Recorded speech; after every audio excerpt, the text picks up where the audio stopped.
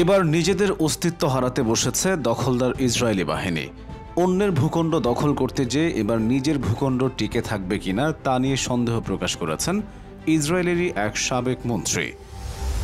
দেশটির সাবেক যুদ্ধমন্ত্রী এবং বর্তমান বিরোধী দলীয় নেতা এভিগডর লিবারম্যান বলেছেন, বেনিয়ামিন নেতানিয়াহু যদি ক্ষমতায় থাকেন তাহলে 2026 সালের মধ্যে ইসরায়েল তার অস্তিত্ব হারাতে পারে। হিব্রু ভাষার দৈনিক পত্রিকা মারিফকে দেওয়া এক সাক্ষাৎকারে এ কথা বলেছেন তিনি। লিবারম্যান বলেন, ইসরায়েলের অস্তিত্ব ধরে রাখতে নেতানিয়াহু অক্ষম এবং এ কারণে তিনি ইসরায়েলকে ধ্বংসের দিকে নিয়ে যাচ্ছেন।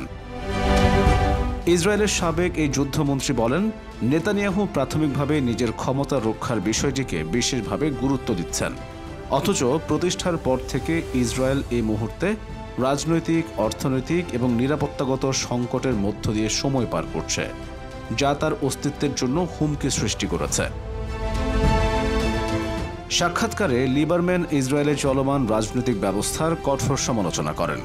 তিনি বলেন, এখন পুরো রাজনৈতিক ব্যবস্থা কয়েকটি গোষ্ঠীর স্বার্থ রক্ষার জন্য পরিচালিত হচ্ছে।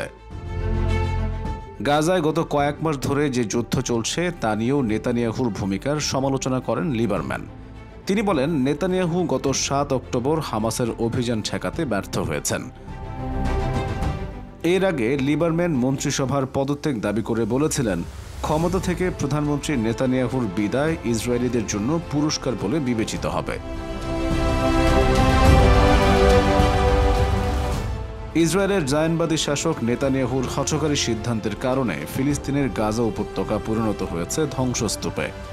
গত বছরের 7 অক্টোবর অবরুদ্ধ ইসরায়েলে অতর্কিত হামলা চালায় ফিলিস্তিনিদের মুক্তিকামী সংগঠন হামাস। নজিরবিহীন এই হামলায় ইসরায়েলে 1400 জন নিহত হয়।